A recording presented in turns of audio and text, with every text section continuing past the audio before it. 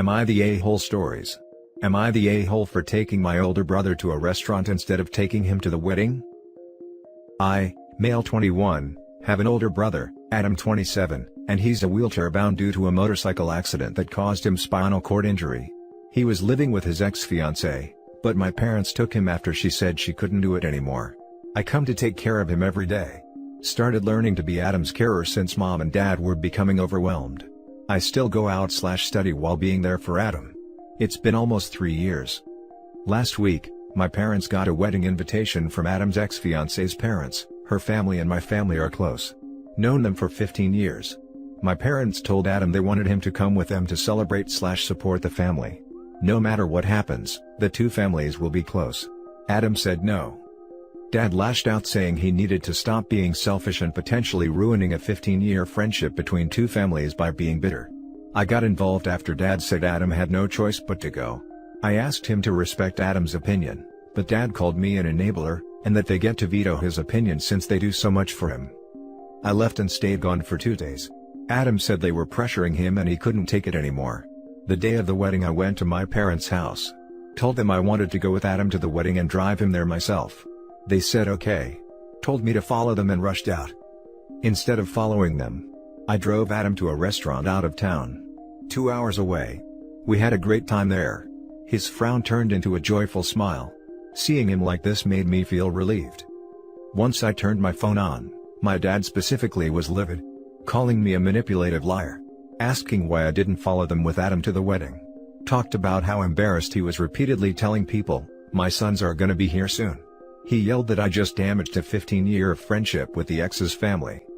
I argued with him about how he ignored Adam's wishes, and that being disabled doesn't mean he has no independence and opinions anymore. He told me to shut the hell up with this bullcrap and be grateful he didn't call the police for what I did, and demanded I bring Adam home. I dropped Adam off and left. Other family members berated me saying I'm not a kid and should be held responsible for my recklessness and ruining the relationship between the two families. To clarify, Adam's ex claimed they couldn't stay together, not because of him being in a wheelchair but something else. Adam said she was treating him poorly. My parents' relationship with Adam's ex is mainly based on doing each other favors, and act like they respect each other. But I know that they're just looking for benefits and what they can get from each other. Note: I'm currently renting an apartment with a number of roommates. I can barely afford rent and that's why I can take Adam to live with me, but I will be doing my best to get my own place and take him in with me. Unfortunately, it's not possible right now. Now for the top comments. Not the a-hole. Why on earth would your parents want Adam to watch the women he was going to marry someone else? That's just cruel. Screw the 15-year friendship. My son and his mental well-being would be way more important to me. Your parents are definitely the a-holes here, and I am so sorry Adam has to live with them and put up with their BS. Oh, I know this one. Because he's not a real person anymore, he's a prop. They just needed him to let them wheel him around so they could get their props for doing so much for him, and let everyone coo over how sad it is that he'll never find anyone to love him, but points he still got to see the bride in her pretty dress and dream, if only for a day. They do so much, meanwhile their other child is coming over every day to care for him. OP and his brother should get their own place together. Not the a-hole. Also, veto his opinion? That's just wrong on so many levels. Yeah. It's like they're treating Adam as if he owes them or something. That's not how parents should be treating their children, especially those who are struggling with an illness/disability. Unfortunately, it's very common for some parents to maintain a good image at the expense of their children's well-being. Not the a-hole. Frankly, I think you and Adam need to figure out a plan so he's not dependent on people who think that taking care of him means he doesn't get to have opinions or feelings on things ever. Or who think your family has more work to do in maintaining this relationship than the people who seem to think Adam should just be over having been ditched like a burden. Now for the next story. Am I the a-hole for insisting it's my sister's own fault she got dropped from her university classes, and telling my family I refuse to feel sorry for her?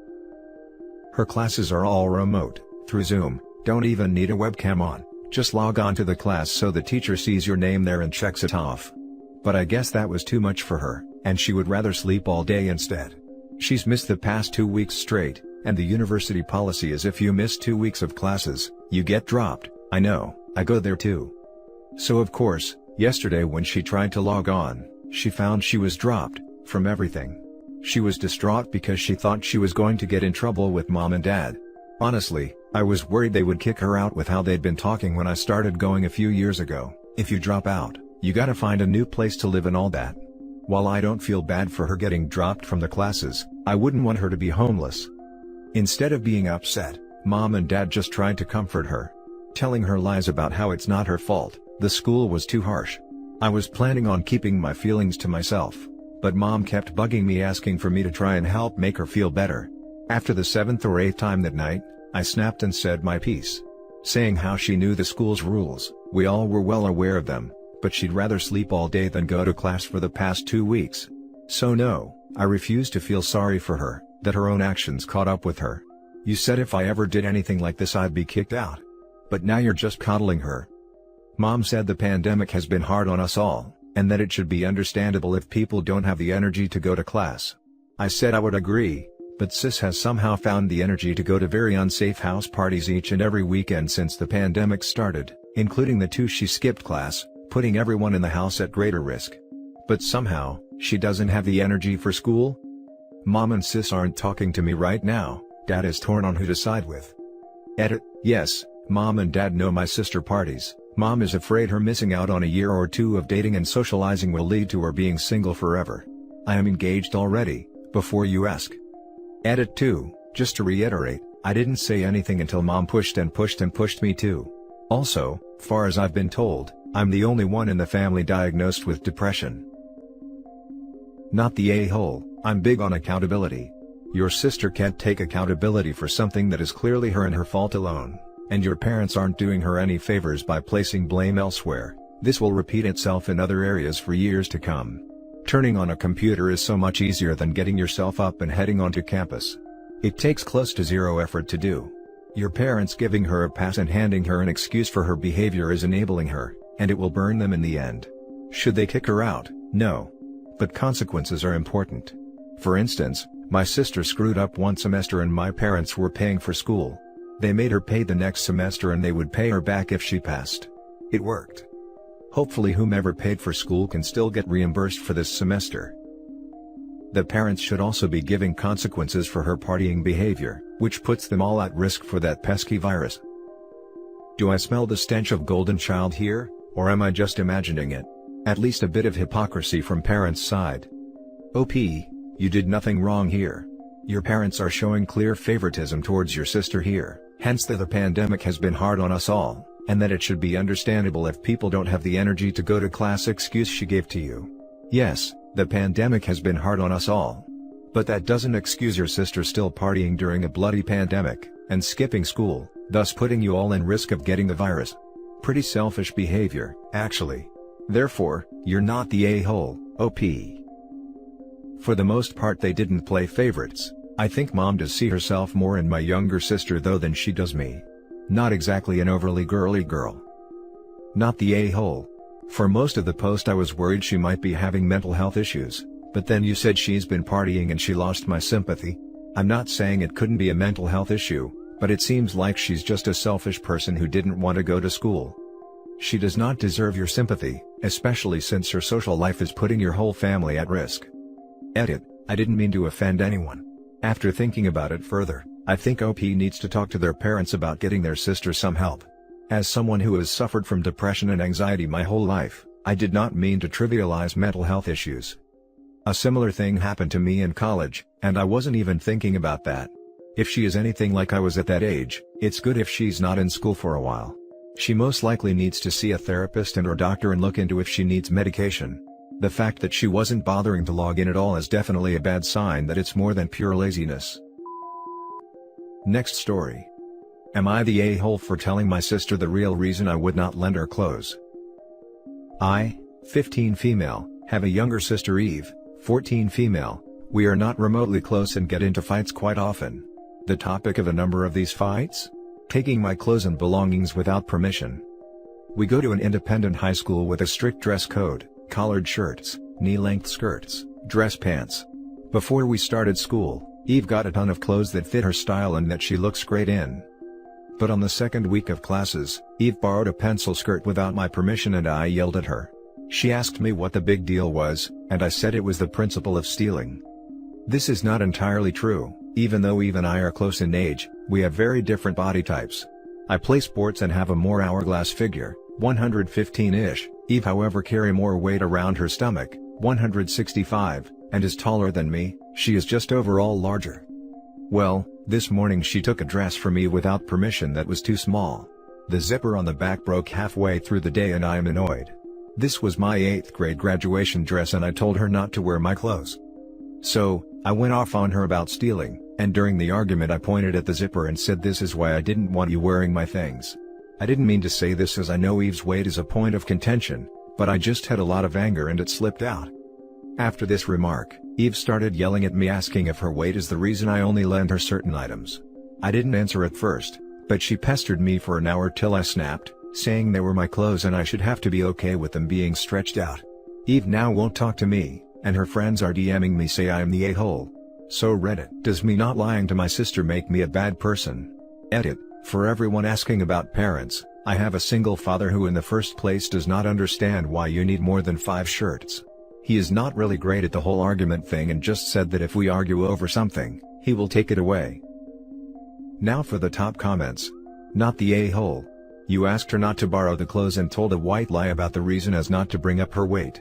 She borrowed them anyway and pushed the issue until you told her the true, albeit hurtful, reason. Not the a-hole. She ruins your clothes, she should pay for new ones. Babysit or whatever to get the money. You break it, you pay for it. You two are different sizes and she knows it ruins your clothes.